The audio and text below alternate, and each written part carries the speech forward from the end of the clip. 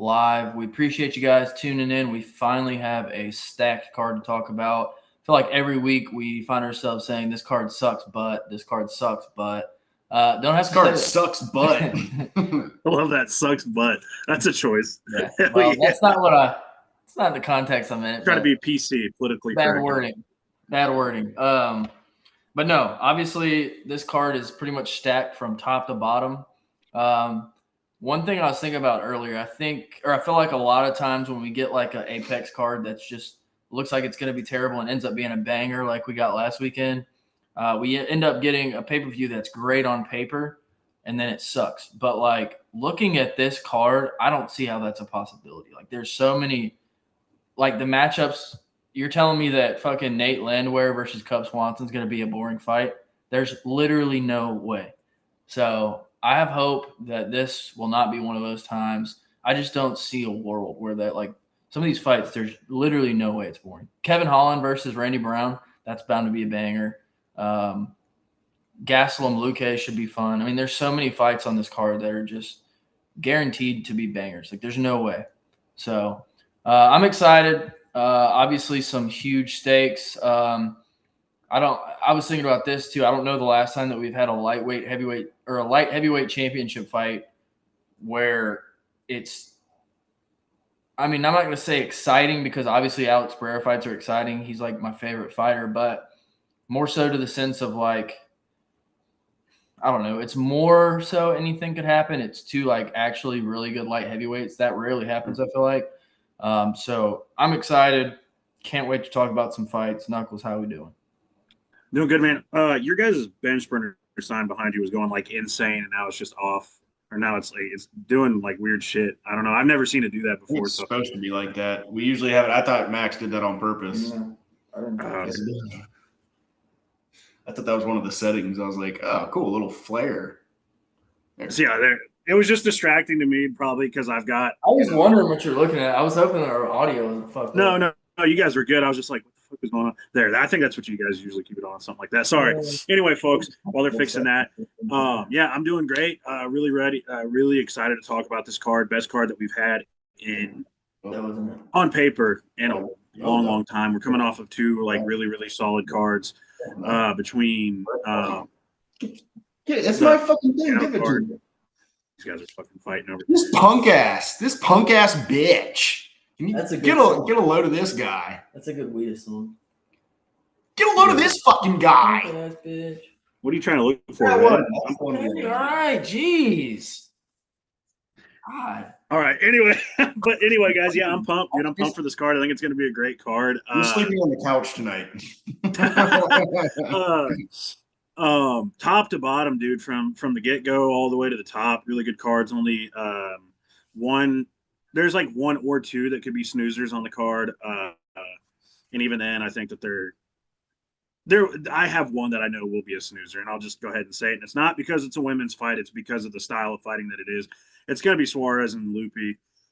Just gonna say, I think that's going to be a boring fight because I think either Suarez holds her down, maybe Lupi beats her up. I don't know. We'll see. Anyway, probably not going to talk about that fight too much. But anyway, also shout out to Justin Cash in the chat and our boy Sniper. And Fu comes in with the D-Rod free. Hell yeah, he is. Fucking shout out D-Rod after 8 months in jail in Mexico. They're in Tijuana, I believe, or whatever. So shout out D-Rod. But anyway.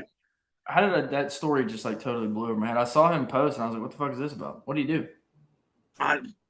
Who knows, man? It's D-Rod. He's probably fucking something. Who knows? Drugs. But anyway, man. Yeah, no, I am pumped for this card. Really excited. I mean, top to bottom, super solid. I mean, when Pitbull and Pico is your featured prelim, I think it's a pretty solid card. And as we know, we were coming off of two really good cards in a row between last weekend. Turned out to be a super solid card, even though on paper it wasn't very good. And then Seattle was just probably card of the year though, so far. I mean, we've had a pretty good stretch of decent cards. So let's hope this carries over into this one. I mean, London was there okay. are several. Huh? So London was. Yeah, London was okay. So anyway, but yeah, I think it's going to be, I'm excited to talk about the fights. I'm really pumped to just watch them. Like I am I'm just ready for it to be Saturday. I wish it was Saturday tomorrow. But anyway, Squared, how you doing, man? I'm doing great. Y'all follow us on our socials. X is at bench_burner, Instagram, TikTok, YouTube, Spotify, Facebook, all the other places. You'll find us at Bench Burner Sports. We would make our X, by the way, would make our X/Twitter Bench Burner Sports, but they don't allow handles that long, which is kind of bullshit. Elon, fix that. So for now, find us at bench_burner. I am very excited. How can you not be excited for a Yuri fight? I mean, you just got to be ill in the head. Makes me sick to my stomach to think that there are people out there that don't like Yuri. Like a certain someone who's not on screen right now who really sucks ass. Oh, here you go. No, what are you talking about, Coop? No. No, shout out Coop. That man will. As you guys know, Coop, that's Coop's favorite fighter. So yeah, absolutely. Some of our prime moments were these two. I'm pointing at Coop, who's obviously just not even in our realm right now. But this guy and Coop just going at it on the topic of Yuri Prohaska. Just great, vicious arguments. Good times. But yeah, how can you not be excited for this card? It is absolutely stacked. You got Yuri, obviously. You got Costa, who not like a crazy entertaining fighter, but just like crazy entertaining. And then you got Nate Landwehr. You got Nate the Train in the UFC, baby. How can you not be pumped for this card? So, I mean, guys, I will say this: if he doesn't lose, he's probably going to win. Right. So let's get into this card. Let's talk about it. Cool. Oh, fucking speaking of Cooper, he's in the chat. He said, "I hear Yuri talk." I heard Yuri talk. Oh yeah. Nice. Also, Justin Cash says that he sees a lot of people getting slimed out. 4-ounce Sniper said, D-Rod's free now, free Lee Murray. I don't know if that's going to happen. Lee Murray, fucking crazy. But yeah, let's get into it, boys. Cool. Yeah, obviously, first fight that we're going to be talking about is the vacant light heavyweight title fight. You've got Yuri Prohaska versus Carlos Ulberg. Obviously, a very intriguing matchup. This one is so weird. Like, I don't know. You guys are probably in disagreement, but I think it's a tougher one to pick than most people would think, just because you have the question of, yes, Carlos Ulberg has kind of ran through the division, but who has he fought? For the most part. I obviously haven't. I know he hasn't fought in a while in general, but I haven't seen him fight since I guess March of last year against Jan Blachowicz, when he knocked out Dominic Reyes. I was on grippy sock vacation, if you will. Grippy. I like that. Yeah, no, I don't know. This one, to me, it comes down to probably cardio is the most important factor. And because Yuri's been here before, he's done the 5-round dance several times. Carlos Ulberg has gassed several times in the UFC in 3-round fights. And if you do that against Yuri Prohaska, you're done. That being said, I think Carlos Ulberg is a great kickboxer. I think he has every chance in the world to catch Yuri early. Yuri has been caught before. Usually only by extremely hard hitters, and I don't think Carlos Ulberg is an extremely hard hitter.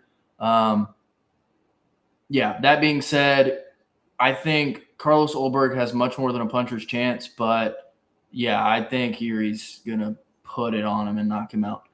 Probably in like the 4th round. I think Yuri's won 2 back-to-back in the 3rd round.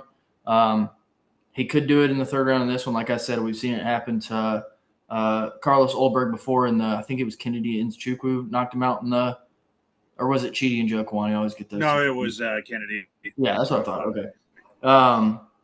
Yeah, Kennedy knocked him out in the 3rd round, and a lot of that was due to Carlos Ulberg gassing.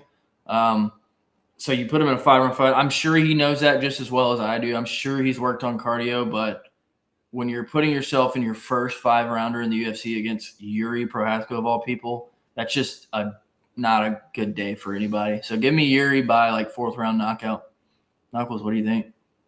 Yeah, man. Going into this one, I sat for a long time thinking about it, like because Yuri, I think he can beat almost anybody not named Alex Pereira. If you booked him against Magomed and Ankalaev tomorrow, I would probably lean Yuri.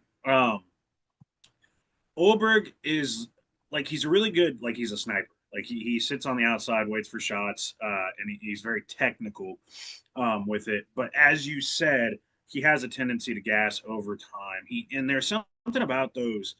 Um, I don't know if he comes from the same camp as Navajo Sterling and stuff, but there's just something about him. Like they don't impress me. Like they're supposed to be these super, really good technical dudes, and then they end up being kind of just these gassy, like they gas out, get sloppy. Carlos, I will say, looked very impressive against Dominic Reyes, very reserved and picked his shots and obviously knocked out Dom Reyes. But as we know, Dom Reyes has literally zero chin. Um, Carlos and Olberg is City Kickboxing, by the way. okay, so same camp. It's just I don't know if I trust that. Like I don't know. We've seen that team so lately, not the greatest results. Navajo obviously beat Bruno Lopez. He fucking was supposed to. So like but it took him a little longer. I don't know. That to be said, though, I do think that there is a really good chance here that Carlos can catch him. But the thing is, Yuri is like reckless, but it's usually when people are marching forward on him that like what Khalil did to him and was working on him. I see Carlos Olberg very comparable to Jamal Hill. He's not quite as flat footed. That's one problem with Jamal Hill is that he gets flat footed really bad and it kind of stagnates his fighting game. In this situation, I compare the two, and I feel like it'll be really advantageous for Yuri to kind of do what he was doing against just really good head movement, but he's got to keep his hands up because Carlos does have power. He's not like the biggest knockout guy, as we've seen in the past. He sometimes has a hard time putting people away, but he has put people away. I am just worried about that one shot catching him right on the thing. But also, we got to remember that Yuri actually ate a couple flush lefts from Alex before, he ate a flush one, didn't go out. So he's got a chin. People act like he doesn't. I mean, fuck, he got knocked out by a Dominic Reyes up kick and then landed on top of him, if we remember that, and then He knocked him gets out.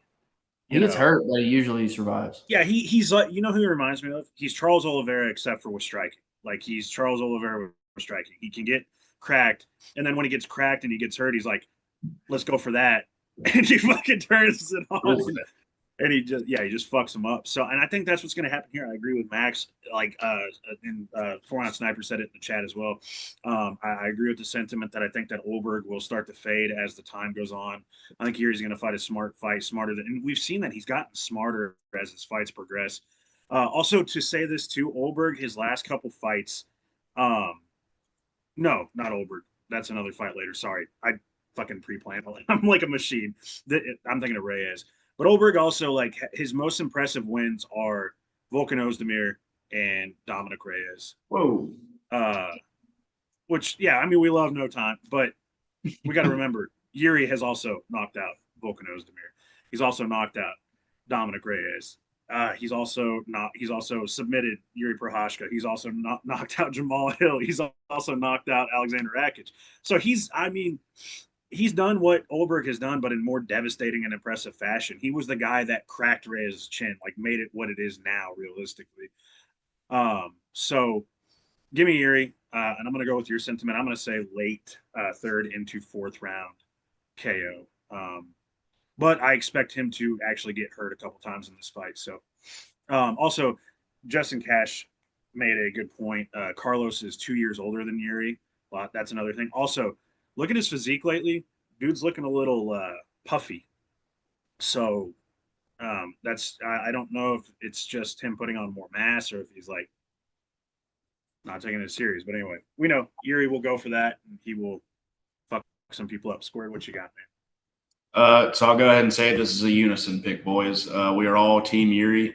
The thing for me with Olberg, and you were kind of getting at this, I think this is something you might agree with because I think you were kind of touching it, is Olberg is like a very prototypical light heavyweight. Like he's nothing, like he's good. And that's the thing, is he's a prototypical light heavyweight. There's nothing he like is like, oh man, he's the best at this thing.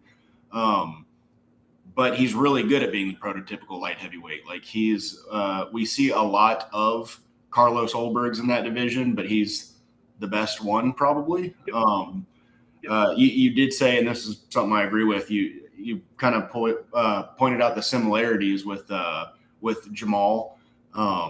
And Jamal is probably, he's a better Jamal. But Jamal is like the one guy that Yuri didn't exactly struggle. And, obviously like Jamal had moments here and there, but like compared to other fights Yuri's had where he like kind of finds himself as like a coiled snake, kind of backed up and then gets that moment. That was not that fight. And I expect him, like I said, Olberg is a better version. I do expect Olberg to have some success early, and we kind of see that same story where it's almost like the reverse. Usually you see guys that download data, and Piotr Jan, except for Cheeto's computer broke. Yeah, for Yuri, it's like it's different. It's the same process of like kind of figuring something out, but it's almost like I don't know. Maybe it's just he like makes the way reads. Like he just makes these reads. Like if you like the sorry, I don't mean to interrupt the ending of the Khalil fight, the way that he stepped into southpaw for like 2.1 seconds, then switched, and it like fucked Khalil's flow up, and then that's when he just started railing on him. That's not bad. The way that it plays out, it almost feels like it's his opponent's like losing data on him, and he just kind of obviously he makes reads. Like he would have to be a shit fighter to like not make adjustments throughout a fight, and that he is absolutely not. He is one of the best light heavyweights right now, perhaps the best, and we'll find out on Saturday. And I just kind of expect that maybe Carlos has his strategy going and he gets a little bit of success early, but then it just kind of always pulls through for Yuri. Small adjustments, and then he's just like a super difficult puzzle to solve. You never know what he's going to throw. He's going to throw a spinning elbow. He's going to throw things in places they shouldn't be thrown, and it's going to work because you're thinking, why the hell would he do this right now? And then he does it, and then you're like, oh, shit, I wasn't expecting that. So I see that happening again. And give me Yuri I'm going to go – I think he keeps the round 3 streak going. I think he gets it in round 3. Hell yeah. Cool. Hell yeah. Shout out to the chat. Everybody in the chat, shout out the chat. Yeah. I missed some comments, but I know that Sniper says that the Yuri and Carlos odds are crazy because Yuri should be a 2-1 favorite. Coop said that Piotr Jan's computer is a Windows 95 model because he does get started really late. And Fu says, is it data or data? Data or data? Data? Definitely not Who data. I'll tell you that. Data. I don't know what it is. I was thinking of have you guys ever seen The Goonies, my favorite movie of all time? She goes, data. I was thinking of that. Like she was fucking yeah. Data and data. My bad. I'm fucking stupid. So yeah, going to kind of what Sniper's point, the odds have actually tightened, not even expanded in Yuri's favor. The live odds Yuri was a minus like 130 or 140 favorite at the beginning of the week. Yeah, he's minus 112 to Olberg's minus 108 right now. So it's basically a pick. That's kind of crazy. I get it. Carlos has won a lot in a row. His only loss was getting caught. 9 in a row. Yeah, and his only loss was getting caught to a dude that hits really hard. So, I don't necessarily hate the odds, to be honest. They're not bad. I mean, when you have a guy that wins that many in a row, especially at light heavyweight in the UFC, never happens. So, you got to also look at like who Yuri's comp. I think I understand that. I think it's a combination of who Yuri's fought, but also the fact that Carlos is on a 9-fight winning streak. Yeah, I think. For sure, Yuri has fought the much better competition, but Olberg, you can't ignore 9 in a row, especially the one loss just getting caught. Like, it's hard to ignore that. At the end of the day, again, I do think Yuri wins, but the odds, I don't hate them. But anyways, on to the. I wouldn't bet money line on either guy because I don't think there's value there. If there's value, there's value on Yuri. But that's just me. I don't know. Yeah, no, yeah, for sure. I agree. Next up, we've got Azamat Murzakanov versus Paulo Costa, co-main event. Another banger. You got Azamat Murzakanov, who's been on an absolute tear since he got to the UFC, fighting Paulo Costa. Everybody knows Paulo Costa. Hard to get him in the octagon, but when he is, he's usually pretty fun. Secret juice. Yeah. He's most recently beat Roman Kopylov. Before that, lost to Sean Strickland via split, and Rob Whitaker unanimous. Let's preface that fucking split was not a split. That was the stupidest split I've ever seen. Anyway, sorry. That's typical for Sean Strickland.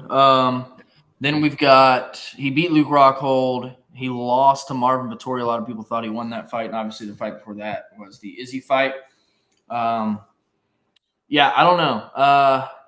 This is another weird one to pick. Like, there's a few on this card that are tough, and this one's tough for me because Paulo Costa's been there. He's done the thing several times. That being said, a lot of time that he's in the ring, he doesn't, or in the octagon, he doesn't look like he wants to be there. I don't know, man. It's tough. Whereas Murzakanov has been just sparking people, killing people. I am gonna go Murzakanov here. I'm not confident. Much more confident in the main event pick than I am this one.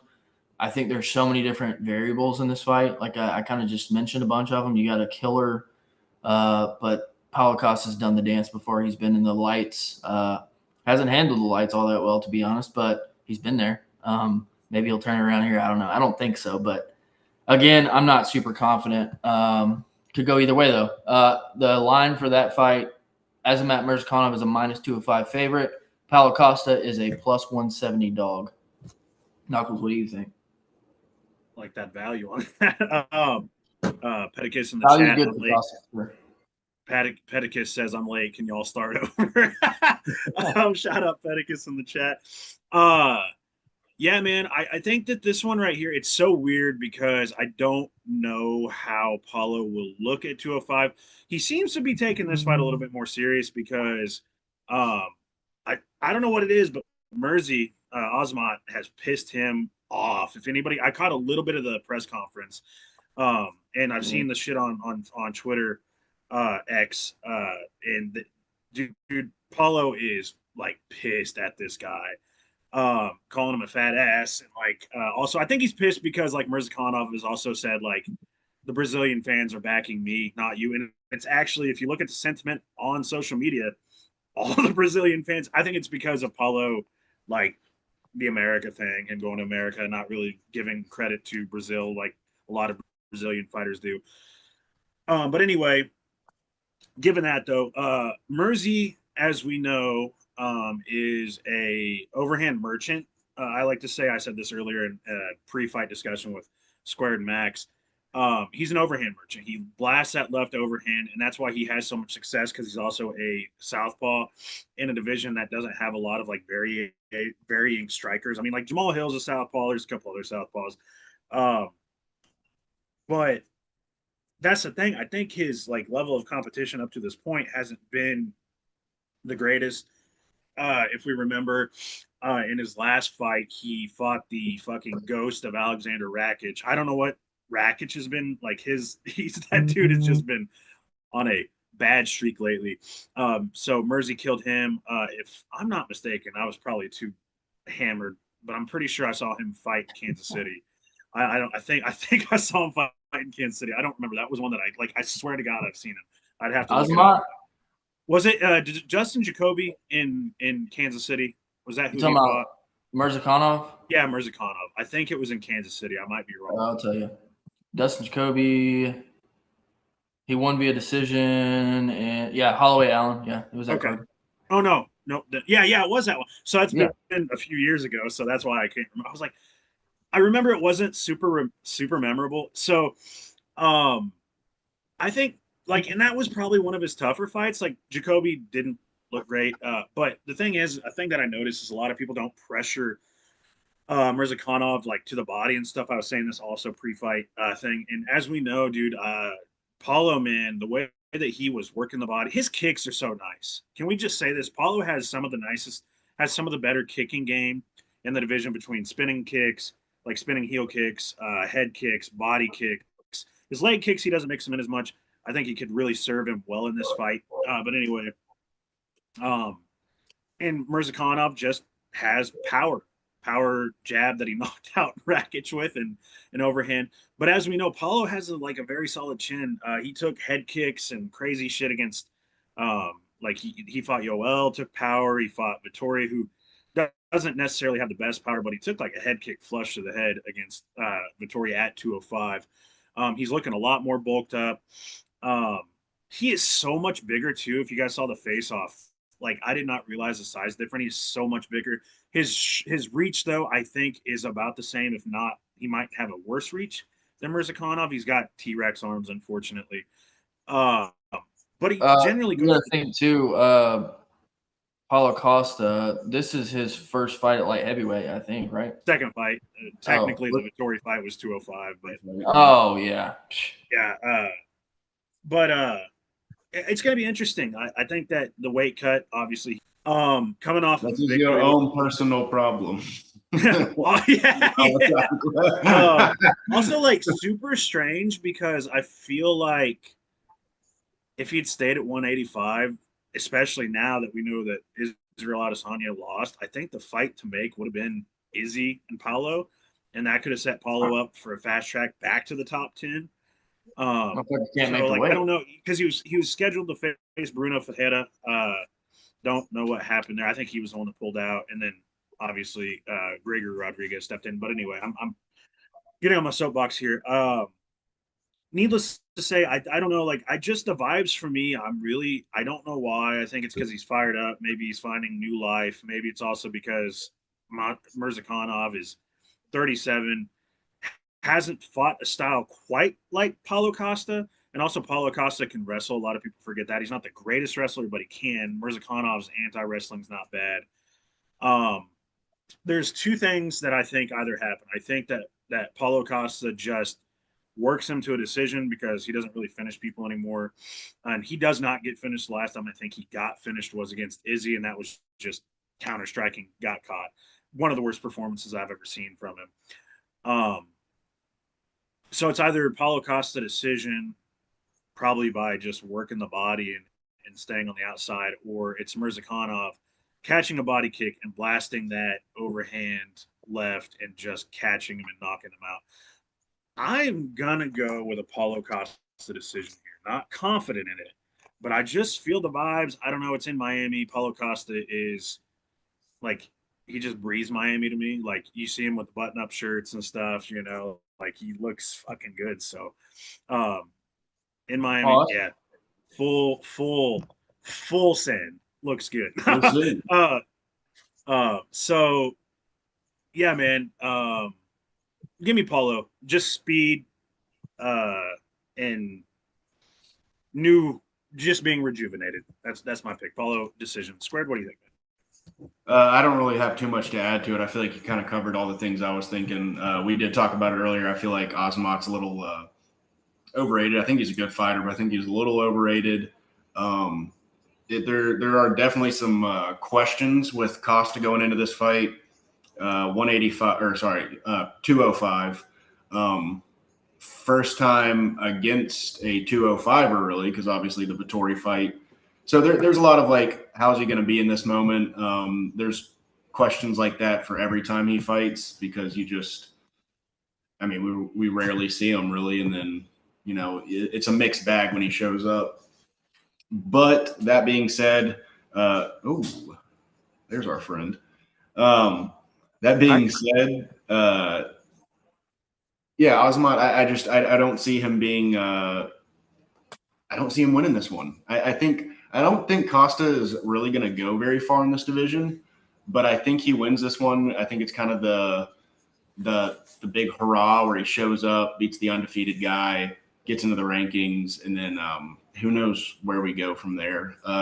You never even know if you'll see the dude ever fight again. He just doesn't fight. But I don't know. It's mainly like a vibe thing, I guess. And I just kind of, as I had said, I think Osmot's a little overrated. I think Costa, you also made a good point. No one works his body. Costa rips the body. Paulo can rip the body. Damn, he's good at it, and Dude, he can looks really so use good that against to his Kamala. advantage. Yeah, So I could very well see him getting a finish with that. I'm gonna go with decision, but I wouldn't be surprised if he really taxes him with some body shots and gets a TKO. Maybe like we saw 2 liver shot knockouts last week. Maybe he gets something like that, or maybe he just beats. absolute cinema. Yeah, maybe he just beats the absolute air out of him and just gets the TKO. You know, starts pouncing on the head a little bit and gets that TKO. But man, I don't know. That body type just I'm doesn't have throwing that good cardio. TKO now. I'm gonna go That with body type does not have good, like, you can't have that body type and have good no, cardio and be able to no, yeah, take body shots. You know what I'm saying? Sorry, go ahead. Go. no, no. You're right. I mean, shit. We saw what happened when Stipe spammed the liver shots on DC, and I'll tell you, Dude, yeah. DC looked like a damn supermodel compared to Osmot. Bro, and So, he was DC was beating the shit out of him, and then Stipe was like, just uh-uh. bop, bop, bop, just over and over. I could kind of see. I was thinking decision. I'm going to go with 3rd round TKO now. Hell yeah. Cool. Wanted to give a shout out. Welcome back to the show to our producer, Coop. First show in like probably a year at least. What's up? It's been a minute. It's been too long, but I figured with my favorite fighter ever in a title fight for the first time in a long time, no better show to make my reappearance. Oh, yeah. Oh, But yeah. I'm glad to be back. Glad to be You're back, picking Chad. Olberg for that fight, right? Ah, man,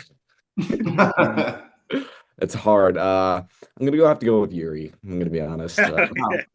Shocking turn of events. I know. Coop, you got in this co-main, you I think this will play into bets that we're gonna make later. You got Paulo, right? Yes. I honestly, I just think I really have no backing. Paulo feels like a lot more trusted of a name, and Vibes. I just trust him more to get it done. Like really no logic or reasoning behind it. I just trust him a lot more. So Hell yeah. That's like the source of 90% of my picks. Just straight. You know what? I got this. I like this guy. I had a cryptic dream last night that told me Paulo Costa's getting the W. All right. Sweet. Well, welcome back, dude. We're glad to have you. Next up, we'll just go right into the next fight. We've got Curtis Blades versus Josh Hokett.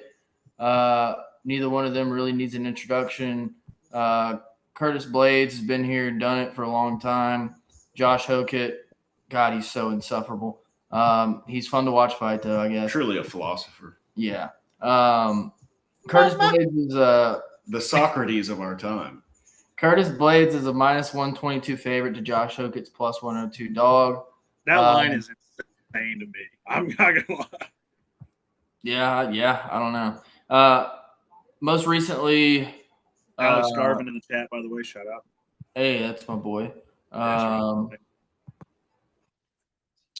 So Blades obviously most recently beat Rizvan Kuniev in a split decision. Before that, lost to Tom Aspinall. Hasn't fought much lately. He's only fought 3 times since 2024. Josh Hokett. I don't want to say nice things about him because he sucks, but he has looked impressive against Cans. He beat Max Jimenez and Denzel Freeman, who both literally the 2 worst heavyweights on the roster. That's what's fucking hilarious. Yeah. Max Jimenez is the guy that I was shitting on in the text the other day. Yeah. Right. Sorry. He talks a lot. I think he gets brought to earth with this fight. I don't think it's close. I think he gets dog walked by Curtis Blades, who's been here, done that. Yeah, give me Blades easily. I think that line is insane. I will be hammering Blades on that. I mean, it's crazy. I can see Squared loading up his stupidity already. Knuckles, go ahead, man. I know Squared's going to come in here with some chaos. Yeah, man. I mean, I see it the way you see it. Hokett's going to get a little over aggressive, going to get in there and try to because he knows he can't. I know he was a wrestler in college. You're not going to wrestle Curtis Blades outside of Curtis Blades got taken down a couple times, I think, by Almeida, which was like, but that's Almeida. Almeida was pretty good. He's just a heavy motherfucker. Hokett's also like he's tiny for heavyweight. 6'1", 225, 230 ish. Blades is a heavyweight, and I know Almeida took him down, but also like Almeida's Almeida. I think Almeida would beat Hokett right now. So I don't know. Almeida actually kind of sucks, but anyway, I think this is just too much too soon for Hokett. I know they're either trying to get rid of him because they are annoyed by him, or they're trying to push him up because that's not the case. Yeah. that's not how the UFC works. Right. So like he's got a personality. It's very weird. It's very like really shitty pro wrestling, like not even good pro wrestling. But he's a fun fighter, man. Like I gotta admit, like that Denzel Freeman fight was fun. But if he comes in like that with a bat out of hell, you can't do that against Blades. And I'm gonna try to keep this short out because I know we got a lot more fights to go through. I think Blades is gonna take him down and control him, and I think he's gonna do it for quite a while. And I think he's gonna do it en route to a decision. And even then, I still think he's better on the feet than Hokett. Like Blades has sneaky, underrated striking. It's not the best, but it's good enough. Give me Blades by decision. I think Hokett's going to get a little over aggressive, and he's going to get a lesson taught here. And that's okay. He's 28. He's got time to progress. So Blades is going to do the thing that he's been doing forever and just gatekeeping. Like he's the heavyweight Neil Magny, but he's the new Alexander Volkov. Yeah, bro. Yeah, exactly. And it's crazy because Alexander Volkov somehow leveled up at like 30 like 50 years old. Anyway, Curtis Blades, gatekeeping, and he's going to keep the gate shut on Josh Hokett here by decision. Squared, what do you think? That's poetry.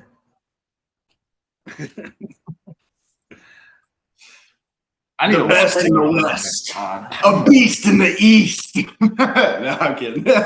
I'm not going to do the WWE shit is super cringe. It's cringe when WWE guys do it. It's cringe when Hokett does it. You know how I'm still a Hokett fan every time he opens his mouth? I hit one of these. Yeah. I just don't give a fuck what he says. I don't listen. I watch his fights, and he's an entertaining heavyweight, and that automatically makes me go, hey, I want to see this guy succeed. I'm going to go with Hokett. I know that's a crazy pick. I know it's a daring pick. I am not very confident in it. I could see a world where he just gets wrestled. But I don't know. I guess I just have faith. I think he cracks. I think his grappling himself is up to par. I'll be honest, not crazy confident in Blades at this stage in his career. I think Blades at a certain stage of his career would absolutely put this Hokett on a leash.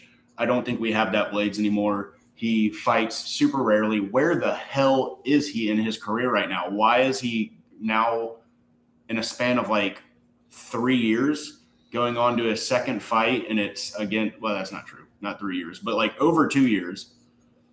He went from fighting Tom Aspinall to now he's fighting 2 consecutive unranked guys. I don't know if that's the UFC just being like, hey, you do nothing but get knocked the fuck out whenever you get sniffing distance of a belt. So we're going to make you like a gatekeeper now, but like a really excessive gatekeeper to like the top 15, which is crazy because he's number 4 or number 6 now, something like that. I think 6. I think he's like tied 6 with Waldo last I saw. They like have 2 number 6. That's fucking crazy that he's that low because he's like pretty fucking like he's been beating everybody not named Tom Aspinall. And yeah, but he's just also not fought at all. And the last fight was an unranked guy. He's fit. And I think he kind of like low key lost that last fight. So maybe that's it was not very convincing. It was like a very like, but you know, maybe Kuniev. But I would pick Kuniev. I would personally pick Kuniev to beat Hokett though. That's I don't know. There's going to be a lot of problem solving in this fight. Yeah, go ahead, we're going to find a lot of things out. Like I said, wouldn't be surprised if it's just too much too soon for Hokett. I think he's going to continue to grow and excel. I think he's probably in the UFC is good, great. Sure, he's like annoying as shit, but I mean, you see how many people are tweeting about him right now. That's going to get you in the UFC's good That's what graces. you want. He's going to get opportunities. I just kind of see him pulling it off. I think his grappling is up to par, and I think he hits hard as shit, and that has been a problem for Curtis. And activity has been a problem for Curtis. I just don't see this guy. I think he's going to have lost a major step. I think he was already losing a step. Perhaps it's hard to tell going from Aspinall to Kuniev. That's like a crazy shift, but I think it's not going to be better than the last time we saw him. So yeah, give me Hokit by second round TKO. Cool. One thing I want to touch on before we go to Coop, we kind of talked about it in the Olberg and Yuri fight comparisons. I kind of talked about it, but I don't know. I just think, yeah, Hokit's looked good so far. Blades hasn't looked great lately, but going back to what we said in the Olberg and Yuri comparisons, look at who they've fought. I would say that I'm in agreement with Knuckles. I think Hokit, yes, he looked great, but he beat the two worst heavyweights possibly on the roster. Maximinus is horrible. And Maximinus is the worst fucking Denzel Freeman, yeah, he's won once in the UFC, but he did not do it impressively at all. You could also say, yeah, Curtis won, but he against hasn't a looked dude great. that's Or a highly yeah, Curtis talented has fought great guys, but he didn't. Oh, also, hold on before I forget. He Also, against Aspinall time before Aspinall got hurt. if Foo's still in the chat, I want That to was ask 15 seconds. What? if Did you Foo's hear in that shit? He looked What? great for 15 seconds. He said he looked great against Aspinall the first I time. didn't say okay. Yeah, I said he looked fine. I said he looked fine. All right. He had good moments in the two exchanges they had. Yeah. But I wanted to ask Fu if he's still in the chat. Does Hokit's literally doing the fucking bit from next Friday? That Mexican dude Joker or whatever across the street from Craig and his uncle's house. If you guys have seen Next Friday, good movie, check it out. We got to get Coop's pick by the way too. So yeah. Yep. Coop, what you got, man? While we're waiting. For the love of all that is holy, I need him humbled so fucking badly. I think this will be a good fight. I think I forgot who mentioned it, but I think it is just gonna be a case of too much too soon for Hokit, just because Blades is one of those, like, in my opinion, I know he hasn't looked great as of late, but he is sort of in that like upper tier of heavyweight that's really hard to break into. And you're not going to break into that unless you are that kind of caliber. So I think Blades takes it. I just think the extra benefit is going to be seeing Hokit just get absolutely destroyed and the shit that happens afterwards. But yeah, I need him to shut the hell up, dude. It is. I feel like little pattern recognition. I feel like whenever people are rooting this hard, like this personal of a level for someone to lose, that's always when they win. That's always just when Colby Covington is the on perfect somebody, and it's just like everyone's like, ah. Right.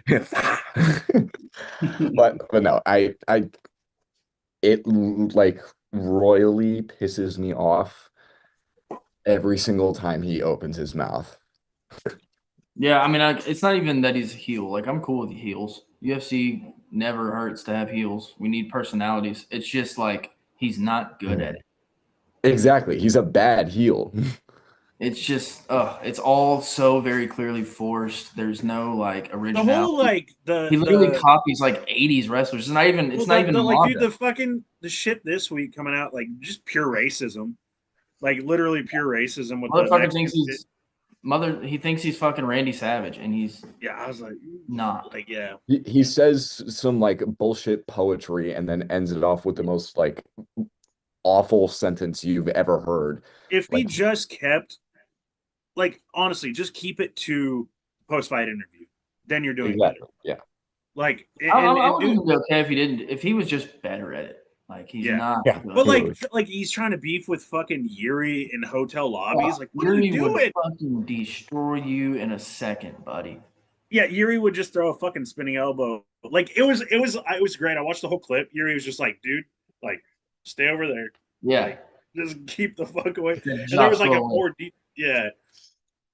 And Oh. my favorite part about the press, I saw a little bit from the press conference. Hokett, somebody asked him about Josh Hokett. He's like, "Who's Josh Hokett?"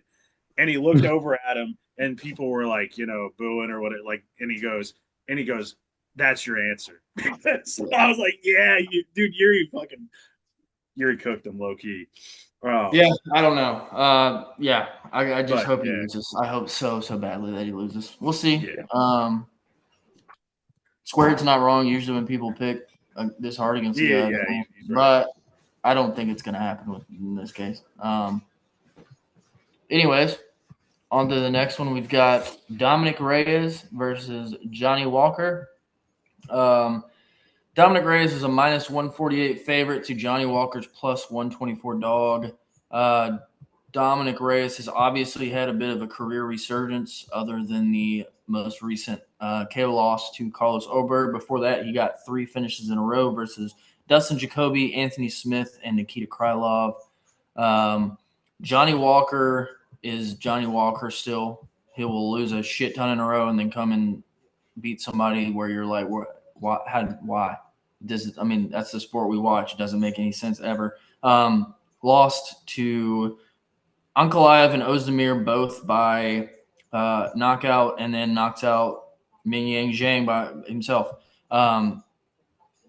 Yeah, I don't know. I mean, by himself. I didn't mean to say. I was gonna say himself. He called in backup. Yeah, didn't mean to say that. Yeah, give me. I think the logic tells you Dominic Reyes pretty much. To me, I think Dominic Reyes gets it done. I think he knocks him out in the first round. Somebody's getting knocked out. We know that. I think if there has ever been an opportunity ever in the UFC for there to be a simultaneous KO, it's this fight. Like, God, it's so. I mean, I need it. Written in the stars. I could so see that happening just because they're both so goofy and they both get knocked out so goofily. Oh man, it would be perfect. They both just stumble backwards at the same time and then come right back at each other and knock each other out. They're gonna have to double up on medical staff for this one. Like, you're gonna have like one doctor in there, like, oh shit, who do I go to first? Oh, that would be just perfect. And you know what? I'm gonna bold take it. I'm gonna go with that. And if I get it right, then that's gonna go by double KO. Whoever hits the ground first loses. I'm not gonna lie, it might be That's gonna be like that. Yeah, I might take that. That fucking that video, that one online video where those guys actually like both knocked each other out, and that ref was like that's gonna be you when it happens. You're gonna be like fucking throw your arms up like, oh. I don't know if y'all remember. I think if I'm not mistaken, it was UFC 281. It was one of the prelim fights where they legitimately hit each other at the same time and was a double knockdown. Knockdown. Yeah. That's what I'm thinking. Yeah. Like this. I think in that one, didn't like somebody get knocked out and the other guy got knocked down, right? Is that what happened? Or something similar? Like, I don't remember. Yeah. It was something like that, but that's what came to mind, and I honestly think, yeah, that's very accurate. That's Matt very Hughes accurate. versus Carl. If you guys remember, this is a different circumstance, but you guys don't remember because you guys didn't fucking watch it because I'm old. Matt Hughes versus Carlos Newton. It's one of the most famous clips of all time. It's when he slams him down and he got knocked out, but also Carlos Newton got knocked out too.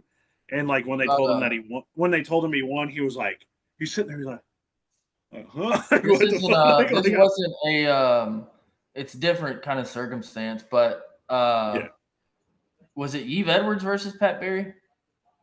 Or Cheick Kongo. Yeah. I don't know why. I know exactly what fight you're talking about. That shit was that. Who did Matt Mitrione? It wasn't Fedor, was it? Matt Mitrione and somebody like knocked each other down at the same time, but I think Mitrione got up just a little bit quicker and TKO'd him. There's been a couple instances where they've been close, like Matt Schnell versus Sumiderji. That was another one where Sumiderji got pretty much knocked out and then came back and won. Sniper might have found the fight you were talking about. Coop, Trizano and Choi, I think is what he said. That's what I was gonna say. Yeah. I wasn't sure, but yeah, that's what one I'm thinking of. Trizano knocked him out after being hurt. Well, Yeah. no. Oh, yeah, that's it. Because yeah. Wu had a knockdown and Trizano had 2 knockdowns. Sniper was on the Sherdog. I bet you he looked at the play-by-play on Sherdog for that shit. Our boy Sniper in there. That's what I love. That's why I love Sherdog, dude. They do the play-by-play so you know exactly what fight you're looking for. Tapology, probably more elite on how they list their fights, but Sherdog, man, when it comes to the play-by-play, I fucking love it. Anyway, yeah, for my pick on this fight, I'm gonna try to go quick because I know we got a couple more at least we got to get through, and we've been going for close to an hour, not quite an hour. Fucking dude, I just love this fight because this fight should have been made roughly, God, what, 8 years ago when they both were still undefeated in the UFC.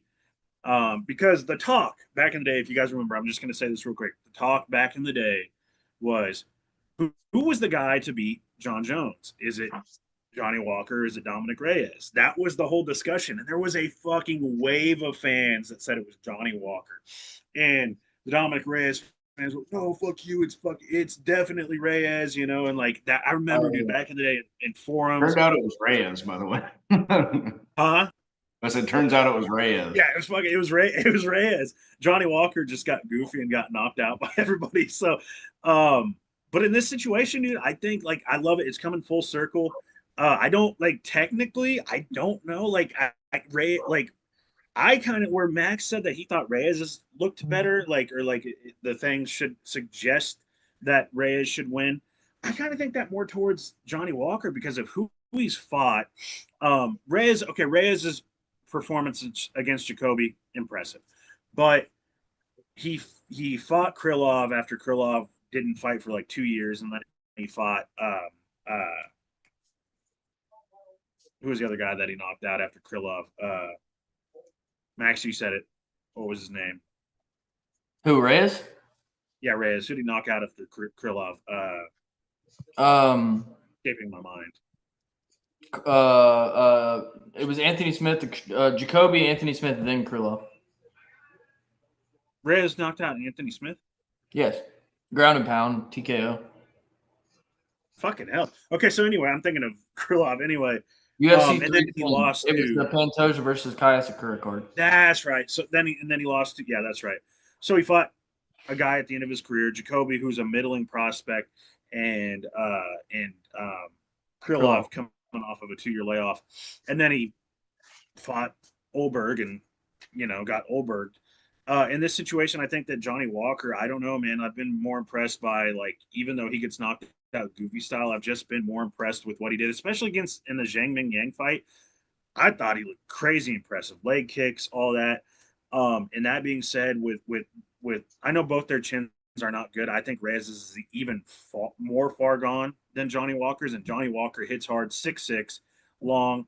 I'm gonna go Johnny Walker by knockout. That's my pick, and I think it is going to be a first-round knockout either way it goes. It's going to be crazy, going to be fun. That's my pick. Cool. Squared. It's squared. God, this is a rough one. It's genuinely whoever lands first. I don't know that I would say that Reyes' chin is worse than old boy. I mean, shit, you get knocked out 4 times in one fight, you're just not going to be okay after that. And it with both these guys, it really like you're clenching, like sphincter could crack a diamond when someone is throwing at these guys' chins. So it's hard, I can't like be confident in either one. Either one of these guys could win. Part of me wants to go with Reyes just because he's been able to string together some success a little more recently than Walker has. Whereas Walker's just been like here and there, like mostly bad, but then like getting like somehow a good win in here and there. But I just kind of have like a feeling like stylistically the way that Walker's a little more aggressive, might take like bigger risks, which obviously could go horribly, but I think Walker lands, and I don't really like Walker, to be honest. I gotta be honest, and I like Reyes, so I hope I'm wrong, but I think Walker gets like a first round finish. It deeply pains me to say the way you say Walker. Walker. He's saying Walker. Walker. He's saying like WOCK or Walker. I hate it. Walker. I'd hate it. Walker. I don't know why, but it What bothers the me so fuck? badly. We're fucking. It's touching. picking I like how we hairs. turned into the Finding Nemo birds for a minute. It was like Walker. It's touching that part of the tism where I just fucking I cringe every time he says it. Right. Walker. It's not even your fault, really. I just don't like it. I don't know. Walker. That's how much he Not doesn't like Walker. fucking Walkers. Walker. That's code for Wolverine. it's 100% your fault. Coop, what do you got on that one, brother? This is a tough fight to predict. Sorry, I just had someone walk by my door. Right. This is a hard fight to predict just because my brain tells me that it should be Dominic Reyes. But you can't predict the performance Johnny Walker is going to have, aside from the fact that he's going to bring chaos to the table. And ironically, I think chaos is a lot easier to predict than consistency. So I'm going Johnny Walker here. I think it's an early finish just because I think he does the Johnny Walker better than the Dominic Reyes does. And I mean, we all know that Dominic Reyes, I said it in the chat earlier, a stiff sneeze could knock him out. Um, but yeah, I think it's like one of those freaky flying knee, spinning elbow, like one of those weird kind of attacks you really only see from Johnny Walker. But yeah, I think he gets it done second round. Walker. So we gotta. is just more wild. I'm gonna make. Stay tuned for a fucking meme coming out from me on the Bench Burners account. I'm gonna make a Johnny walk like a walk. I'm gonna make a fucking walk meme of some sort. I took the walk to Poland. The fucking Walker Flocker flame. I was reading the chat as Coop's talking, and I'm like, I don't want to be in this anymore. All right. Anyways, I don't know why that fucking got me, but I was sitting there like, no, we're gonna make some niche memes out of that shit. Walker. What's wrong with that? Walker. I spelled Walker. The L. Who the fuck pronounces the L? Johnny Walker. Hey, it's Just okay. that one So when, meme of hey, laser, Squared to make you feel better. Squared to make you feel better. So the number 12. I say 12. I say 12 instead of 12. That one doesn't get me. I mean, were y'all noticing the way that I was saying Walker, or is that just him? I think that's just him. They noticed it when I brought it up. Just saying. Yeah, obviously. It's kind of like how people from fucking flashlight on this thing, people can see it. Yeah, it's kind of like how this guy doesn't know what shtick means. By the way, he keeps using the word like he knows what it means. He's an angry elf. All right, it's kind of like how people from, dude, if it makes you feel any better. I hate how people from Baltimore and Philadelphia say over. They say over. They say over. I hate how next time we get like Nick Klein on the pod, I dare you to be an asshole about the way any of those guys pronounce Vegas. I hate that shit too. It does. Listening to Sean O'Malley say Vegas does drive me up a wall a little like bit. Grocery bag. Vegas.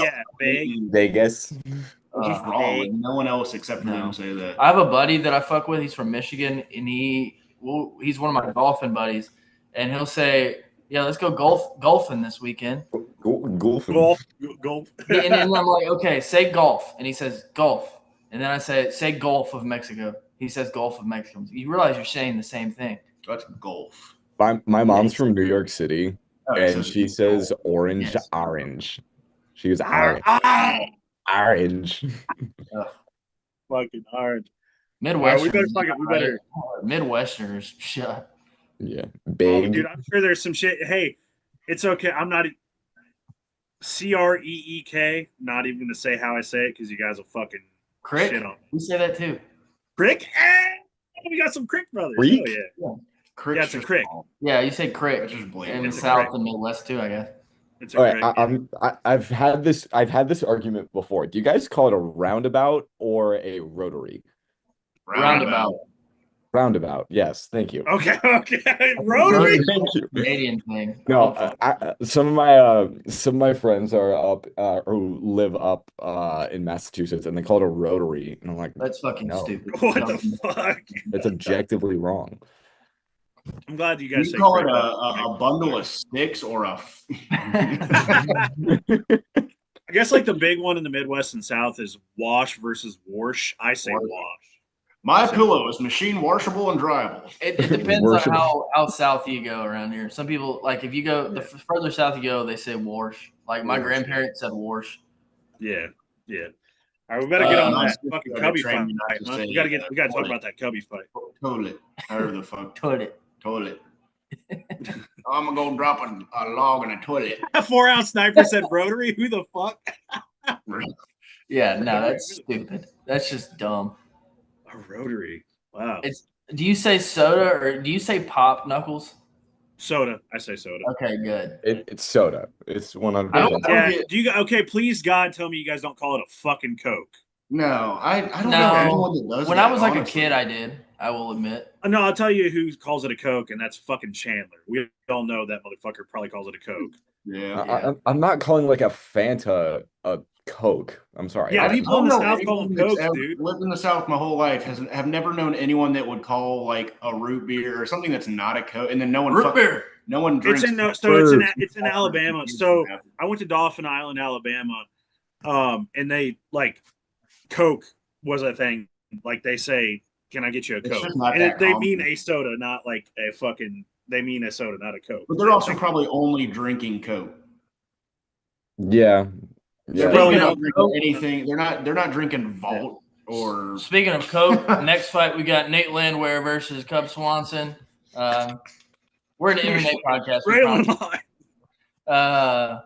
Cub Swanson versus Nate Landwehr. Cub Swanson is a -105 favorite to Nate Landwehr's 115. They're pretty much, or actually, Nate Landwehr is technically the favorite. Is it a pick 'em or? Pretty much, it's 115 to 105. Damn it, narrowed. Hell yeah. Landwehr's the very slight favorite. Yeah, this one's a tough one. I mean, it's another one where two guys who just bang are going out there. This is one of those fights why I said this is not. There's no way it can be a boring card because. Yeah. I mean, you have this fight opening up the damn main card. I mean, come on. There's no way. I would put my house. I don't have a house. We're not talking about that. I would put my truck on this not being a boring fight. There's no fucking way. Oh yeah, no. That being said, I think both guys are they bang. Am I crazy or is this Cubs retirement fight? it is. It is 42 that's what I years old, thought. bro. Yeah. 42. Yeah. That being said, I think he goes out with a dub. I love Nate Landwehr. Part of me hopes I'm wrong, and even if he loses, I really hope he doesn't get cut. I don't think he will because he's a fan favorite. Hopefully not. That being said, I mean, Cub Swanson is still fucking doing the thing at his age. I know he hasn't fought as much recently, but I mean, he's still 30-14. He's a UFC legend. Most recently beat Billy Q. Hasn't fought since 2024. Granted, I December know 2024. December. Yeah, for sure. A year and a half, about ish. Yeah, I think he gets it done, man. Even he's not lost much lately. Even his loss to Andre Philly was a splitty, and I'm pretty sure that was like a controversial splitty. Correct me if I'm wrong there. I could be tripping, but then I mean he beat Hakeem Dawodu. I know that's one. Like, I think Philly cried because of his daughter, like lost his unborn baby or whatever. Who on that one? Right? Yeah. Who? The one Philly won, like he started crying about it anyway. I remember. Oh, correct. Yeah, that's what you're yeah. right. Yeah. And then before that, he beat Hakeem Dawodu, another friend of the show. Oh fuck yeah, that was the fight I thought he lost. Who? The Dawodu fight. Oh, Cub. Yeah, I thought did Cub lose it? No, he won it, right? Yes. And I thought he lost it. Yeah, and Okay. Dawodu. And remember in the well, if you guys watch the interview, Hakeem agreed. Like I was like, because I thought he did. I thought Hakeem won. It was tough, but cool. Well, yeah. Give me Cub. I think Cub honestly gets the finish. I think Nate Landwehr, the way he fights, he doesn't get like flash KO'd, but he gets KO'd in a way that he just takes one too many. And I think that's going to be the case here. You don't want to get in a firefight with Cub Swanson, and I think Cub Swanson shows us why. So, yeah, that's what I'm going to go with. Knuckles, what do you got? Yeah, man. This is the WC Never Die fight. This is the end of the WC, man. Like we saw Pride a few years ago when Shogun retired. That was the end of it. And this is the last. This is the last guard, man, to the WC. I watched it back in the day. Just man, this is going to be an emotional fight for me because I love Cub. I love Nate. I love the WEC. I just love retirement fights. I love and hate them because it makes you like you're like fuck, you know. Um, just makes you like I don't know. It brings emotion to me. Uh, and Nate Landwehr, man, I love watching the guy fight. He's chaos, and I love chaos. And Cub Swanson has said going into this fight that he's going to lay it all out there. So we know that he's going to bring the chaos. He's going to bring that old Cubby style, man, just going out there and swinging and banging. Technical brilliance. Cub was and is a phenomenal boxer. Also like has sneaky good grappling. Nate doesn't have the best grappling. I don't think that Cub will go that direction. I mean, if he does, I understand. Because when you're getting hit and you're getting hurt, you kind of resort to what can save you. But I do believe because Cub has always loved standing and banging, and I think that's what's going to happen here. Both guys relatively when you look at their wins, Cub has the better resume of who he's fought, but win wise, actually low key, their wins are both like pretty comparable in competition as of late anyway. Cubs 42, Landwehr is going to be 38 here in just a few months. So age difference isn't crazy big. But in this one, man, as much as I love Nate the Train, as much as I would love to see him win, and like you said, he's a fan favorite. I don't think he goes anywhere. I think Cubby's laying it out there, man, and I think he's gonna. It's a get or get got moment. Whoever's gonna win, it's gonna be devastating. Probably it's gonna be crazy. It's gonna be wild. Give me Cubby by knockout in the first couple rounds. Chaos, just pure chaos, pure like they're gonna be. I can't wait for this fucking fight, man. This is my most anticipated fight on the card. I am when that fucking main card hits, and I told my dad. My dad doesn't watch a whole lot of MMA, but it's available. This fight's going to be on CBS. I told him I was like, if you watch one fight, this is the one. I said, this is the one. So my dad's going to be watching. I'm going to be waiting for his reaction. I'm fucking ready, dude. So give me Cubby in this one, man, by knockout, probably. Either way, it's going to be a knockout on either side. Squared, what do you got, brother? I see where y'all are coming from. I do think that I think Cubs probably the better fighter, even at this moment, like in general, yes. But in this moment, I think even so, last fight, he's still probably the better fighter. I'm kind of wondering how it's going to play out when maybe he hits Nate. We know Nate's a dog. He's the Train. He's going to turn it into a dog fight at the very first opportunity. It's going to be interesting to see how that plays out. He's very capable of finishing Nate, and I see it happening, but I just don't like saying it because I love Nate. I love our Tennessee guys. I wish he wasn't from Clarksville. That honestly kind of, if you know Clarksville, it just kind of adds to it. It makes it. It makes very it funnier. Much. It makes it funnier. Every single person in the crowd Yeah. at that LFA event we went to, yeah, especially like that guy behind us. That's what makes it special. Yeah. What guy behind us? I don't remember. Remember at the beginning, especially, he was just. Oh, the guy that was kept cracking jokes. Yeah, and kept screaming. Yeah. Yeah, that's like Nate. Yeah. Oh shit! I hate saying it. I think that it physically hurts. You can't get it out. I'll be rooting for Nate. I'll even go ahead and say that. No disrespect to Cub at all, but yeah, I kind of see the only path I see for Nate is that like Cub tries to just be like, you know, it's my last fight. Let's do a dog fight. I think he's gonna. Do you think he's going to lay it on the line, man? Yeah. That's what worries me for Cub, honestly. And I think that's what I was telling myself, and I was gonna go with Nate, but I don't know. And it's hard to tell where Nate's at. Last time we saw him was at the Nashville card, and it was Charrier. Charrier's like he looked fucking good. He looked good against a young guy who I don't really like. Yeah, very he was much. fucking him up at the end of the round, wasn't he? He looked good. You know what? Fuck it, Nate's winning. Fuck y'all.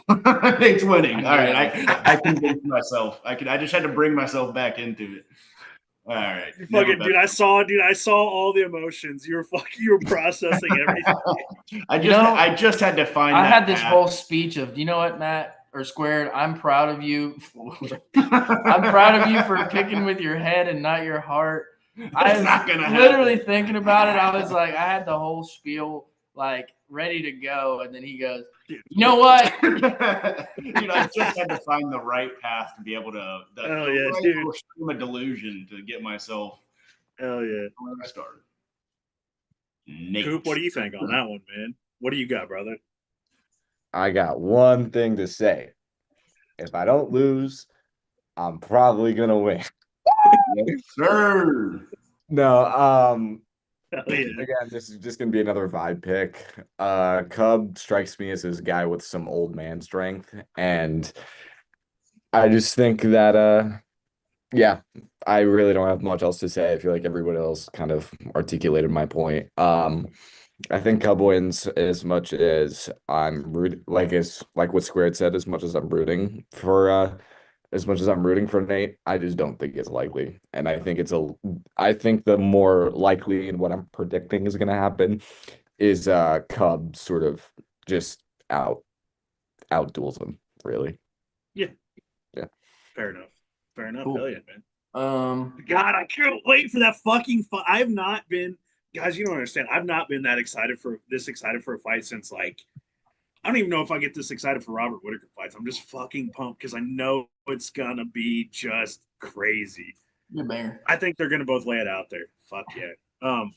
Anyway, we're gonna cover a couple, probably at least one prelim fight, right?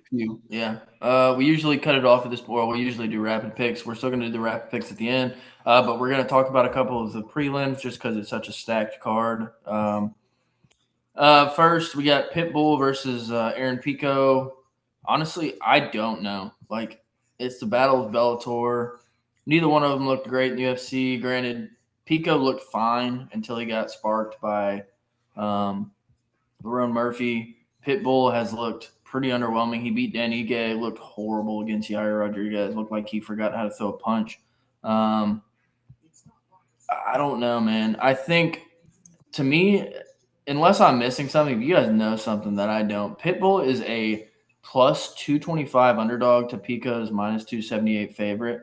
It's the most insane line on the fucking card. Yeah, I was wondering if you guys knew something that I didn't, but give me Pitbull and I will slam that. I mean, just for the – honestly, like I'm torn on an actual pick, but just for the line, I'm slamming Pitbull. I mean, he's not looked great, but Pico, I mean, I don't know, man. I don't know. I'm putting money on Pitbull on this. I'm gonna throw a fucking little. Yeah, I think it'll be hopefully a good fight at least. Maybe they'll both finally have some confidence, given that they're fighting back down to their skill level. I guess I don't know. Like I said though, I mean, Aaron Pico didn't look terrible against Lerone Murphy till he got floored. I look good. Yeah. And Pitbull, obviously, like I said, has not looked great. But he looked better against Danny Gay. He looked pretty damn good against Ige. Yeah, just old. He just looked old. The bright lights against Yair, I guess, got him. I think it's what did, yeah. So, and Yair's just weird as fuck the way he fights also. So, yeah, give me Pitbull. I don't know how. I don't know. Decision, maybe. We got to have some decisions on this card, I'm sure. Nux, what do you think? I'm just gonna say it, man. Like, I'm tired of pretending. I'm tired of putting this. Just like I'm just tired of seeing it. And like, don't get me wrong. I think he's good. I think he has potential, or he had potential. I don't know what the fuck happened. And I think he is decent. He just doesn't. Number one, doesn't have a good chin. Doesn't have the best fight IQ. And just I don't think he's as good as we think he is. I don't get it. Um, Aaron For clarify. Pico. Okay, I'm about to say. I thought Aaron you were just Pico. Aaron Pico is not that good. I don't even know if he's a top 15 fighter. I'm going to be honest. I think he is a UFC caliber fighter, but we're talking like Nate to train, Morgan Charrier level, like a guy who can hang in there and have fun fights. I just don't think because of he was a 17-year-old national wrestling champion. He's like this super uber fucking prospect that Bellator signed. And like I love him, dude. I like watching him fight and I like his personality. And that whole thing, I don't know what it was, but that whole thing where he like did that thing with his arms after he knocked out the dude, like that shit was sick. But I just don't think he's that good. Now, given he should beat Pitbull because Pitbull is old, slow. He has a good chin though, but he also not just. I'm just gonna say this like it wasn't super long ago. He beat Aaron McKee or AJ McKee. Sorry, AJ McKee. Just a few years ago. God, I remember when AJ, people were saying AJ McKee would beat Volk. Yeah, and like AJ McKee is like a really good pro. You know, AJ McKee is a really good fighter. AJ McKee beat Pitbull, I think Pitbull's still got enough in the tank, man. I think he's got just enough in the tank. And I think Aaron's chin is weak enough. I'm gonna go Pitbull, man. I don't know if he's gonna knock him out, but I just think that Pitbull has enough. I think Pitbull's on that like the fact that he beat Dan Ige, I think he can beat Aaron Pico. Not super confident Pico should win, but I'm gonna go Pitbull. Dan Ige, short notice. I'm gonna go Dan Ige. I'm gonna go Dan Ige. 4-hour notice. I'm gonna go Pitbull here. I think Pico might be on his fucking patchy mix run right now. So, Squared, what do you got to know? Yeah, man. I kind of thought that I was a little crazy for thinking Pitbull, but thank y'all for validating me. I don't know. I think his last performance was a little, and that's kind of all we can really go off of with both these guys at the moment, just due to the context of their careers, the shift from Bellator to UFC. I just like what I've seen a little bit better from Pitbull. We know Pitbull is a good fighter. We know both these guys are good fighters to varying extents. I just like what I've seen from Pitbull more in his last fight. And then, Pico looked good until he did. Yikes! Until wow, he just gets reckless as fuck. Like he gets yeah. He's very much Chandler 2.0, but like. He's legitimately Michael Chandler over maybe like a slightly higher Q, but then like a worse chin. So no, I think that Chandler's a better fighter overall. I think even like I'm just being honest. I don't think Pico's that good. I don't think he's that good. Yes, I don't know. And I say this as someone who even skill wise, I'm going to say even skill wise, I don't think he's that good. Like he is okay. I'm not saying he's great, but I'm also saying that Chandler is not. I feel like one point, I think when we've touched on this before, certain gyms get to a point where their fighters are just like kind of. Where does Pico come out of? Jackson Wink.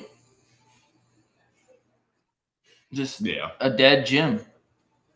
Oh, man, I remember when that shit was the place to be. Yeah. Sorry, go ahead. Square, continue. No, that's really all. I just like what I've seen from the only guy in this fight who's presented a UFC victory. So give me a Pitbull by decision. Yeah. Coop, what do you think, man?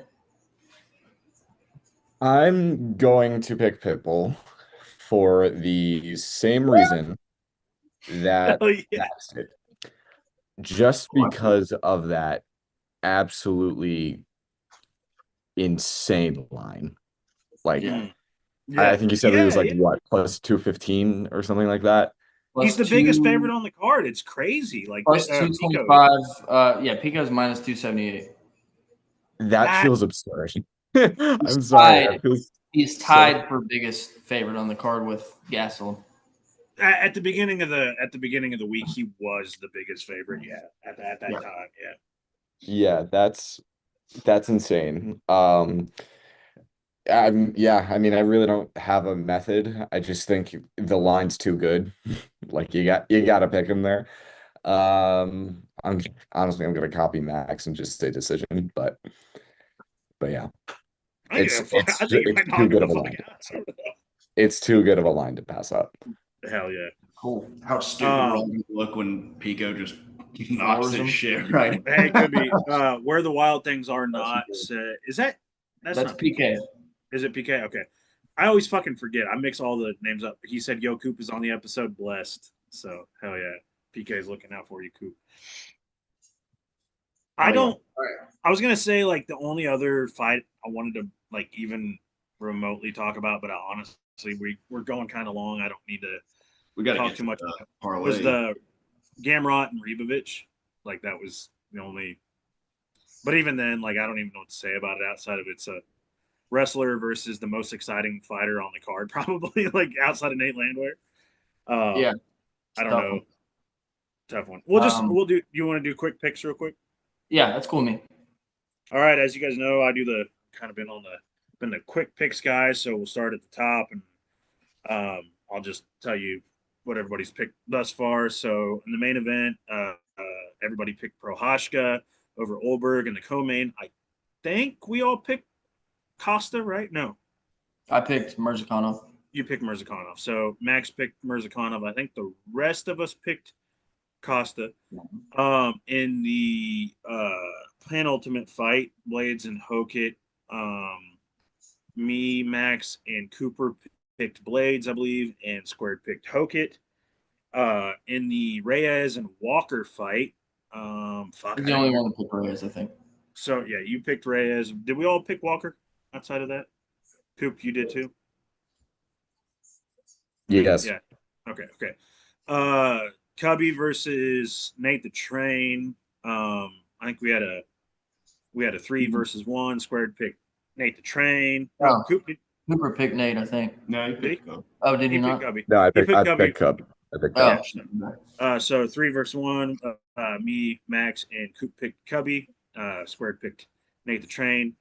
Pitbull versus Pico. One of the rare occasions where we all pick a massive underdog. So yeah, I picked Pit. We all picked Pitbull. We all picked Pitbull. So now we're gonna get into the quick picks. Holland versus Brown. Max. I do last because I got the odds, remember? Oh yeah. Squared. Sorry. Holland or Brown. Hmm. Also, Coop's new to this. Coop, we just say who we think's gonna win. We don't really break Give down. me Okay, cool. Randy. Give me Randy. Coop, who you got, man? Kevin Holland. I'm gonna go Randy Brown on that one. And Max. Going Randy Brown and it's a pick 'em -110 even. Hell yeah. Okay. Next fight we have Mateusz Gamrot versus Esteban Ribovich, aka my all-action fighter from last year. Squared. Who do you got between Gamrot and Ribovich? I hope I'm wrong, but I'm thinking it's nothing against Gamrot, but I'm gonna go with Gamrot. Yeah. Coop. Soccer dad. Gamrot. Unfortunately, I'm also tailing with Gamrot. Max. I'll keep it fun. I'm going Ribovich. Yeah. Boy. Gamrot's -192. Fuck it. I'm going Ribovich too. Fuck it. I'm sticking with my boy. I'm going Ribovich. Gamrot's -192. Ribovich is +160. Good line. Next fight, Suarez versus Lupi Godinez. Squared. Where we go? Give me Suarez. Coop. Give me Tatiana. I am also going to tail with Suarez on that one. Max. Also picking Suarez. Suarez is a -148 to Lupi's +124. Oh, that's a little closer than I thought it would be. Next fight, we got Taco Padillas versus Markel Maderos. If I remember, I think that's his first name, Markel. Squared, what do you got on that one, Dia. Coop. What was the fight again? Sorry. Taco Padilla versus Markel Maderos. Let's go Taco. Okay. I'm also gonna go Taco. Hell yeah. Max. Same going Taco. Taco is a minus 170 favorite to Madeira's plus 142 dog. First time he's been the favorite in UFC competition, by the way, fun fact. Which is crazy because they're both undefeated in the UFC. Well, they put him in a place where they've tried to make him lose, and he just doesn't do it. Yeah, and he says, "Fuck you, I'm gonna win." Kelvin Gastelum versus Vicente Luque. Squared. What do you got on that one, man? Call me crazy. Give me Luque. Watch it. Watch it. Coop, who you got in that one? Where you were the most sane man in the world. I am going with Luque as well by old man's grind. Fuck. I'm gonna be the sane person in this situation. Kelvin Gastelum's gonna win this fight. Max, go ahead. Same. Gaslam. Yeah.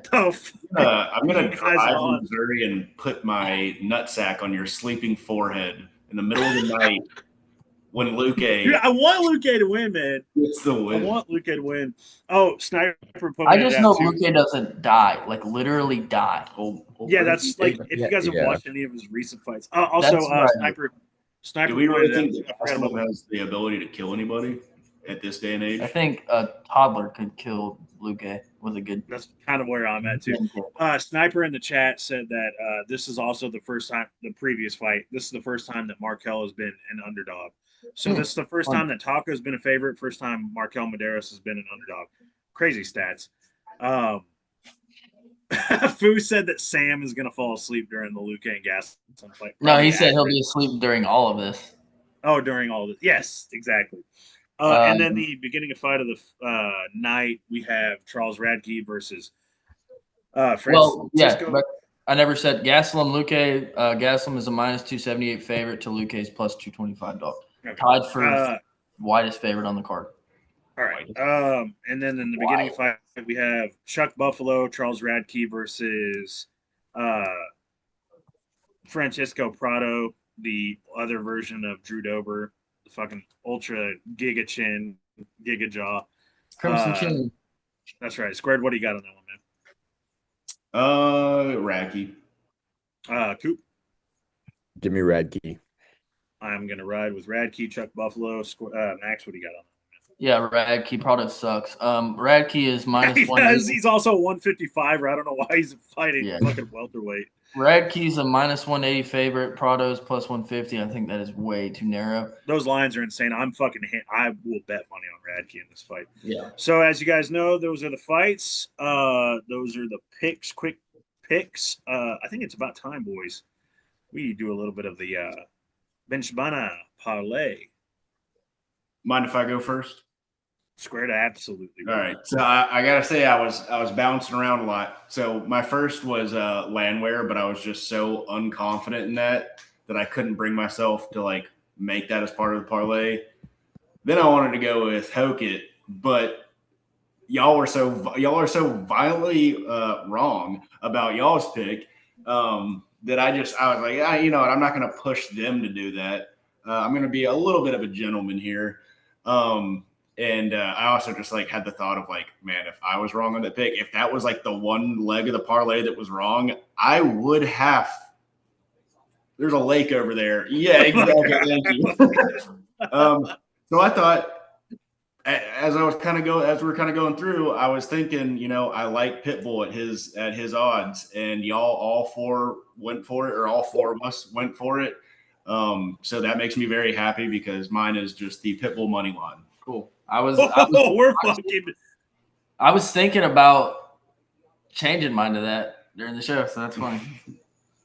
Max, do you want to go next? What's yours, man? Yeah, I've got Yuri by KO. Ooh, okay. Hell yeah. What's the line on that? Son of a bitch, you stole my pick. It's plus 140. Plus 140. Okay. I'm gonna pull mine up. Coop. What was yours, brother? I'm keeping it simple. Really, no need for fluff. I saw the lines, thought it was skewered way, or I thought it was a great pick. Paulo Costa money line not too flavorful, not too special, but it's just Okay. one that I think will be good. I like that. So, So far, I'm just gonna give live odds. So we've got Pitbull at Plus plus 220. 2006. Huh? Great year. Plus what? Yeah. The whole thing is at plus 2006 right now. Oh, it's about to get even fucking juicier, boys. Knuckles was Because like 3 back in 2006, I think. mine, for once, guys, boys, I'm not betting fucking minus odds. It's gonna be plus odds, Ooh. and it's gonna be Johnny Walker by KO at fucking. Listen, when that double KO happens, you better hope Dominic Reyes hits the ground first. That's right. But the Johnny Walker KO right now is sitting at plus 215. Earlier Yeah. this week, it was a Holy plus shit. 250. What are we sitting on, boy? This is It's dude. plus 65.33, a $10 So what's bet. it pay out at $10? Yeah, $10 bet wins $663. I feel good about this one, boys. I actually like this one. It's kind Me of crazy. too. Dude, I like this one. This is the most. It's crazy. This is kind of low key the most confident I've been in one. Everybody in the chat, if you guys are still, what do you guys think? So we got Pitbull money line. We have Yuri Prohashka knockout. We have Paulo Costa money line, and we have Johnny Walker by knockout. What are we thinking? What do you guys think? I don't hate it, man. I'm already locking this one in. Yeah, I'm depositing right now. Yeah, because those lines are going to change. I'm doing it as well. We're fucking. I just put it in. So I want to hear what the people think. I am pumped for this. We're all gonna show up to next week's live with like a Rolex on. That's right, bro. Total flex. Damn, dude. there will be signs we've won the lottery. That's right. pretty cheap ass Rolex for $600, so I gotta say. Well, we're not making wise financial decisions. We might have made it alone. We're making financial We went decisions. $600 down on a Rolex. Fu said he likes the main event under bet versus the knockout. He said, "What are the odds For Max? under what? I'm assuming 2.5. Under two. Oh, and it's a half. even. It's even money. Yeah. I'd rather Even for rather under do- minus 115. Sniper says he likes Gaslam and Cub money line. Okay, so that paired together. That would be $10 would win you $26. On the okay. I don't mind that. Hell yeah. If you guys got more, we're kind of like not great at this betting thing, so we love I don't know, Max has hit some good bets in the past, so I've been not on my I was gonna do What was it, 299 where you had a really good one? I've had some. Which I remember it ended with Dustin winning, and that was like the cherry on top of everything. I remember I hit on a $20 bet for Juliana Pena to sub Amanda Nunez, and I made like $2,200. Yeah. Or like 800, I think, but a stupid amount of money. I had a I had a gimmick bet going. I don't remember what it was. I mean, I hit some crazy ass parlays back in the day. I remember one I had like $20 to win 2,200. It's crazy. Trying to think of what my bet was. I was gonna start having some gimmick bets for the show too, for like just do a Knuckles gimmick bet segment, but I don't really have one for this one outside of like I was gonna do a like all Europe / Russia thing, but there's only like 2 of those guys, Yuri and Mirzakhanov. Okay, yeah. If you did, hold on a second. Let's do this. If you do You could do a Brazilian parlay. Yeah, you could do a Brazilian. Well, are you talking about Ribovic isn't Brazilian? No, but okay. So no, but there's a lot of Brazilians. I mean, you got Paulo Costa, Johnny Walker, Patricio Pitbull. Let's see what an all Brazil. You'd have to pick Vicente Luque. Heads up. Ugh. I mean, you wouldn't like that. I knew it. If you picked all those money lines, it'd be pretty good. Is Medeiros? All of them are underdogs. $10 would pay $600. Every single one of them is underdog. It's not bad. Hell yeah. I'll probably, hey boys, I was gonna say, anybody that follows my socials, stay tuned. I'll come up with some gimmick bet. I'll find something good. Joshua Fu Van says money Josh. line for your bet. Yeah, hell yeah. He's Yeah. still fucking. This card is still like super good even without him. I'll come up with the gimmick Yeah. bet for the old Knuckles fucking parlay. I'm sure, but Cool. about ready to wrap this shit up, boys. Works for me. As always, we appreciate everybody tuning in. It's been a fun episode, probably the funnest episode we've had in a while, honestly. Oh, yeah. Shout out to Coop. Glad he came back. Appreciate him for all he does with the stoking the coals and any other pre-recorded episode we have. Not that many these days, but when we do have one, he steps up and takes care of it for us. So we appreciate him greatly for We're that. gonna get those interviews pumped out. We're gonna get some more interviews going. For sure. But yeah, no, it's a phenomenal card. It feels like the first time in a long time where every single fight from start to finish is just awesome. Even like you said, without the van fight on it, it's unreal. And honestly, hot take, I'm kind of glad that happened because it made UFC 328 a lot better. Gave 328 a little breath. It needed some help, and it got it. So I'm okay with it. Obviously, I want to see that fight. It's going to be an awesome fight. But yeah, no, appreciate everybody for tuning in. Chat was popping tonight. We know you guys are just as excited for this card as we are, and for you guys to take some time to come and listen to us talk about it. It's always a humbling thing, and we appreciate you guys. Knuckles, what's up, bud? Yeah, man. Definitely super pumped for this card. Also, a Fu shout out. He wanted us to talk about this for a second. I'll just say this: tough coaches suck. Yes, tough is dead. Tough is dead. Throw that shit away in the garbage. That like young Michael Bisping would have been more fun. Old Michael Bisping, who knows? If they allow him to say what he wants, he could be fun. But it depends on if they allow him to say what he wants. Anyway, yeah. So shout out to the chat, obviously. Shout out chat friends, followers. You're not our followers. You're our friends. If you comment on this shit, you're our friends. So shout out y'all. Appreciate you guys. Like I'm always watching it. I'm always loving to interact with it. So definitely. And speaking of that, like speaking of friends, invite your friends. Tell them about us if they're new to MMA. This is a way to get into it. We're just some regular Joe Schmoes talking about MMA.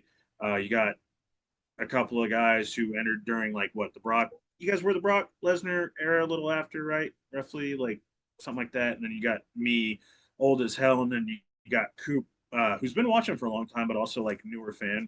Coop, new as hell.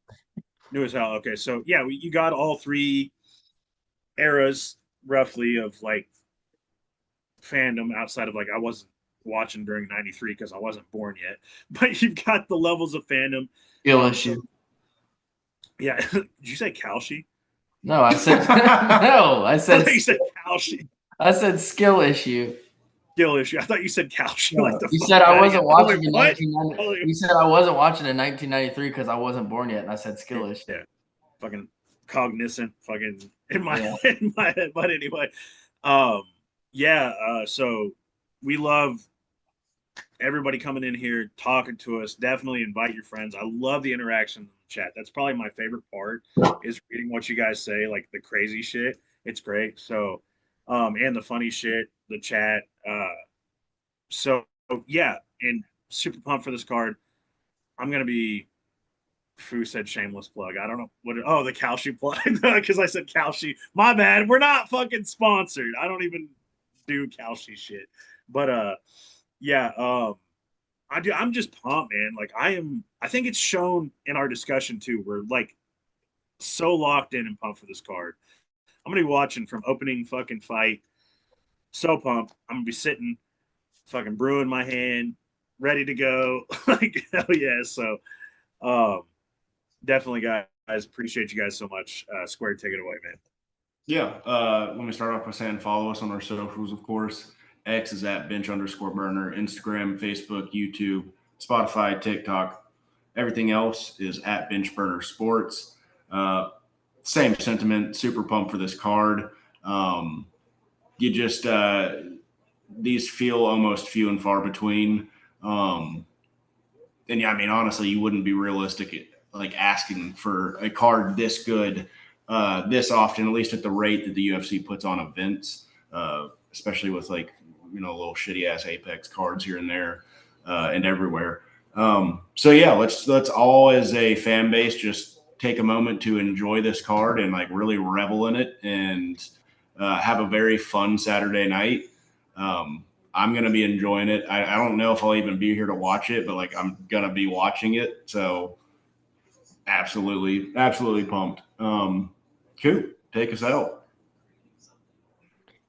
Yeah, definitely very happy to be back. It's been too long. A little bit of personal news. Your boy's back at school, trying to do this, Go. producer, podcaster, sports journalist thing professionally. So, that's a little bit of why I've been MIA. But yeah, You're I'm better than really us because excited for you're this educated card. or something. What? Never mind. He said something about you being like better than us because you're educated or something. No comment. It's all good. It's all good. Joke fell on But its no, face. I'm super excited for this card just because like with the Pereira fights as a Yuri fan, there's always been like there's this impending sense of doom just because I know what he's done to fighters before. This I know anything could happen on any given fight, so I'm not entirely I'm not trying not to be cocky, but I'm really excited to get the opportunity to watch my favorite fighter try to win a title again.